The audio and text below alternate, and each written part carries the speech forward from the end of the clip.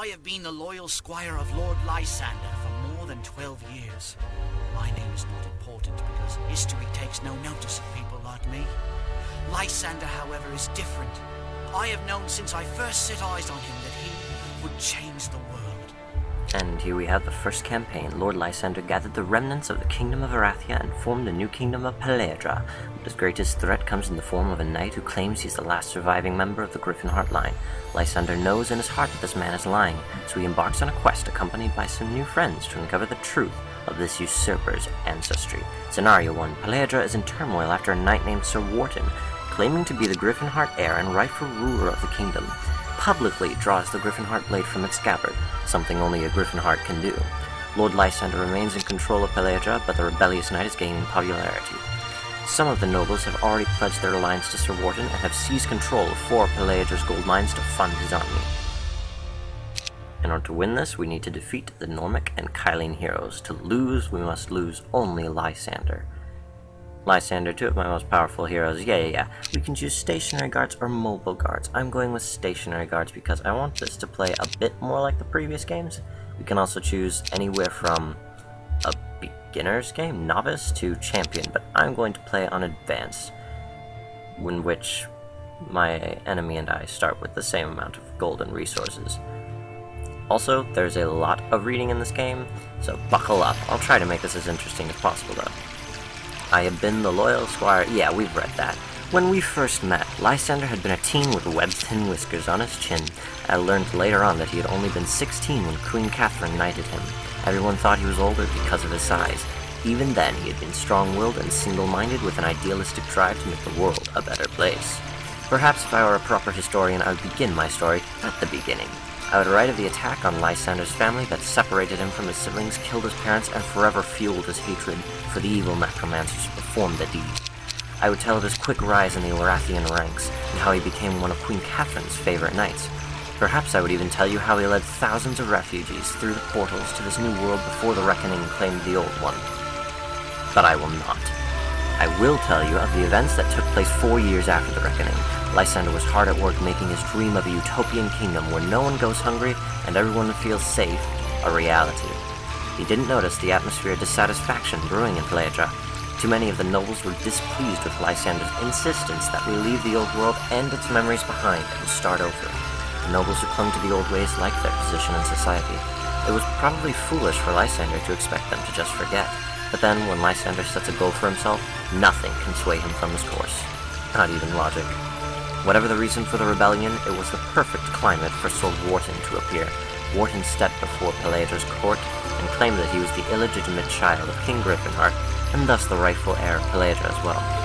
He used Lord Lysander's own argument against him. All these years, Lysander refused to call himself King of Peleadra because he insisted that since no royal blood flowed through his veins, he didn't deserve to be called king. Sir Wharton's most convincing proof of his identity was the Griffinheart blade, believed missing or destroyed during the Reckoning. Sir Wharton presented the magical weapon to the court. To everyone's surprise, Wharton drew it from its jeweled scabbard. It is well known that the enchantment forged into that glorious weapon allows only one of Griffinheart blood to draw it. Retaining control of Peleadra became difficult for my master after that. It took all of Lysander's considerable leadership skills to hold on to the position for the country something. Let's check our first hero, Lysander.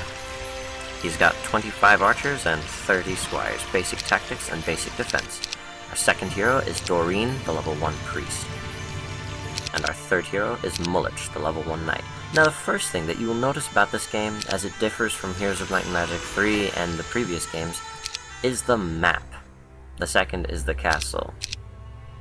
The third is the creature growth. The fourth is probably going to be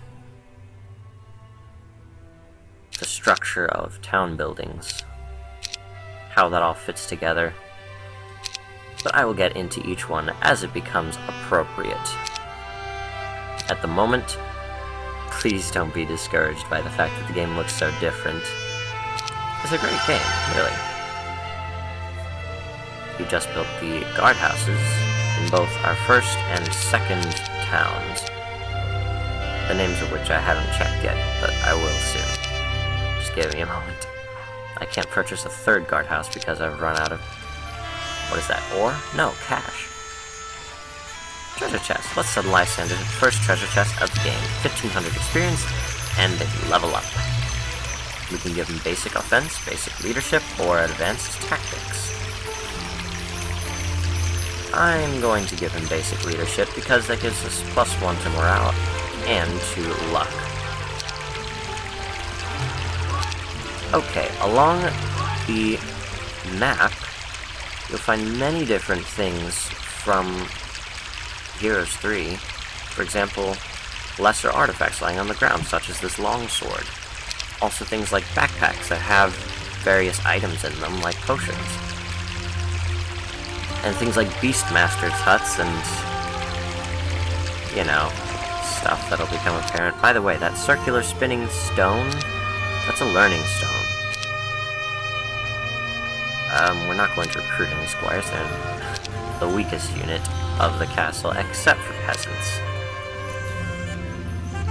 We are going to give Doreen the units from there and send her to grab the nearby pile of wood.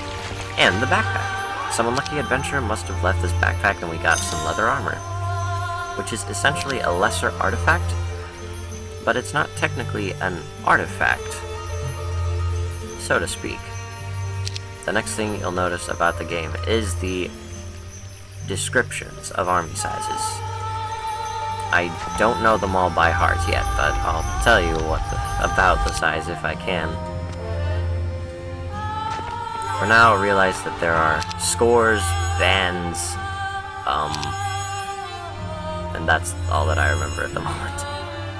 Why don't we send Mullet to get this bag of gold? As you pass an elaborate coach moving slowly on the path, a silk curtain suddenly swings open to reveal a bejeweled woman. "You poor thing, you look so pitiful," she says haughtily. "Here, take this pack and make yourself rich."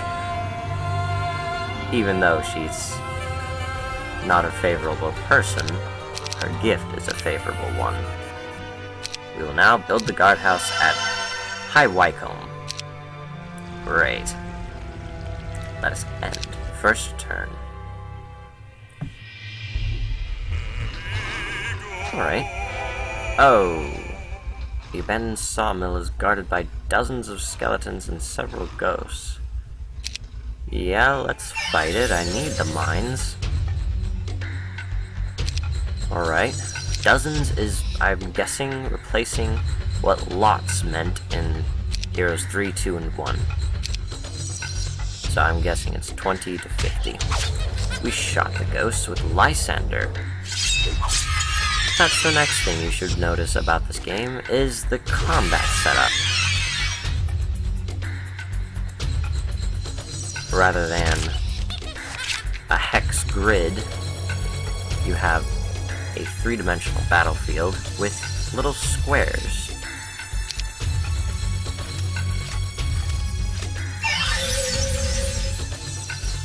Morale and retaliation, I think, are also different. Retaliation is, in any case, you should have noticed that a squire died, as the ghost did. This is because that a retaliation, occurs at the same time as an initial attack. So, instead of you attacking, then whatever remains attacking back in retaliation, they attack at the same time, which very much changes the tactics. As for this battle, we have vanquished our foes, losing 2 pikemen. At least we got the sawmill. You can also collect the piles of wood that are near the saw, and don't get confused with that, what looks to be a pile of wood. It's actually part of the sawmill. We went through this demon's mouth to meet up with Doreen. She will indeed get the campfire, and will combine her armies with Lysander's. Notice also that a hero can have no army. Another thing to note is that an army can have no hero, but you'll see that later.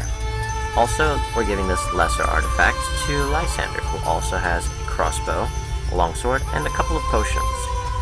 This is a potion of mirth. Maybe it's a beer, a green one. We'll send him after the treasure chest, get 500 experience, And a level up for Lysander. He's level 3 knight, and we will give him tactics, defense, or offense. We'll give him basic offense, of course. We want him to do more damage. Or his troops. Both. Oh well, let's go to High Wycombe and build something. I would like to get the Knight's Chapter and the Altar of Light. We will get the stables. 5 movement. Now watch this. I've recruited all the pikemen, and now I'm moving them out of the garrison and to Lysander's army, without a hero actually going to the castle. Now, I'm going to need this ore mine, because I need the resources, but there's wolves guarding it, so let's fight. They flee as we approach. Let's mercilessly slaughter them in the woods that they so desperately try to flee. That's much better. You see how the offense did its duty. I killed 2 wolves with Lysander. Also, I'm gonna have to change this formation. You notice that Lysander is in front of the archers and the pikemen. I want to move Lysander to where the pikemen are, and the pikemen to where Lysander is. But I'll show you that in just a little bit. Squires move to get in defensive position to stop Lysander from receiving damage, or rather to stop the wolves from dealing damage to Lysander. And because they're already there, let's kill an entire stack. Now, you've probably noticed that the pikemen did not receive retaliation. This is because they can attack from a few steps away. The non-grid is confusing me, I don't quite know how to say that. Anyway, they're too far away for the wolves to attack because their pikes allow them to do so they don't get retaliated upon. Now, I'd like to get that ore mine this turn, but I can't capture it unless it's a hero who does it. Lysander's out of movement points, so I have moved Doreen out of Lysander's army, captured the mine, gotten some extra ore, and do not have enough movement to put her back in the army. That's alright. Mulich got some extra resources, and I'm not going to have him attack the centaurs. That would not be wise, no. What shall I do with him? Send him back to the town? Well, yeah. We'll grab some reinforcements and possibly bring them to Lysander, even though it's not really necessary because I can have the troops go there themselves. Weeks later, Lord Lysander departed to retake 4 gold mines that had been seized by the supporters of Wharton. For some time now, a former knight named Gnormic and a known thief named Kylene had been in the area. No doubt they are behind this sudden seizure of the mines. It was a smart move on Wharton's part, using people with no connection to himself to get the nobles in this area to divert the gold away from my lord's coffers. But still, Sir Wharton's claim to the throne continued to bother me. What if he was the real heir? So I asked Lysander why he was fighting Sir Wharton's rule. "Because I don't believe he is a Griffinheart," Lysander said. "He drew the Griffinheart blade?" "Yes," he replied. "That was one piece of evidence he couldn't dispute. There's something about Wharton that doesn't seem right. For instance, he says he got the Griffinheart blade from the king's sword-bearer who brought it here from Arathia. But where is the sword-bearer? If Wharton were truly a Griffinheart, wouldn't he have presented this sword-bearer as evidence too? What if you're wrong, my lord?" "I'm not, Milton. I know it." Among all his attributes, I think I admired Lysander's confidence more than anything. And please excuse my voice acting. Now, since it's the next turn, I move Doreen to Lysander's army. I'm not going to fight the Magi for control of that mine, but I will grab the treasure chest for 1,000 experience. And let's fight the sprites.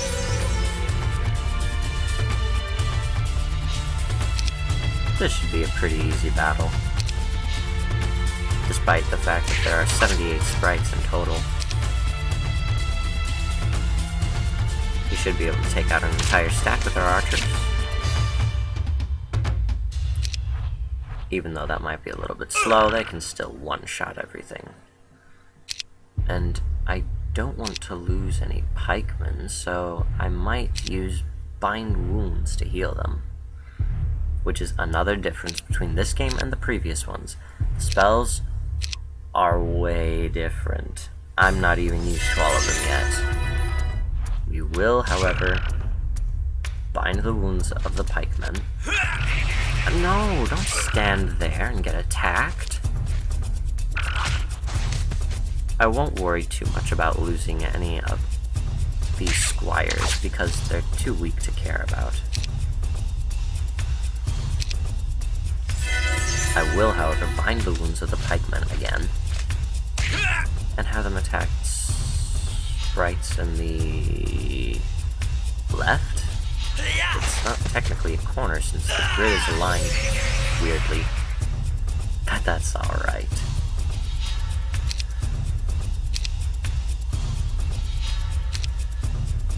We'll be waiting with most of our units and shoot the sprites with Lysander.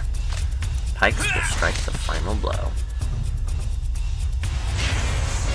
78 sprites down. Also 4 squires, but that's okay. Next thing to do, I suppose, would be to send Lysander to grab Sawmill, but he's out of movement points, so let's send... Oh no, that won't work for Doreen.